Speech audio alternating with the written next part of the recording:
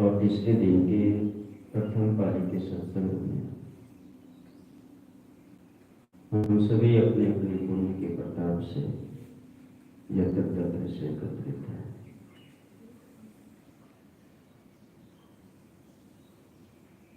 सादर नमन करता हूँ, वंदन करता हूँ हमारे समस्त चलता फिरता तीर्थराज मुखमंगल सर्व समाज के पावन चरणों में, साथ ही आप तीर्थराजों का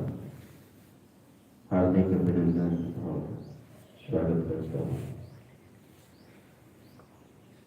इस महान ज्ञान यज्ञ में भाग लेने सम्माननीय साधक आदरणीय साधिकाएं, सत्संग में उपस्थित समवेत समाजों में धर्मशीला माताओं एवं भक्तिमती बहनों, सबों के अंतर्गत विराजमान प्रभु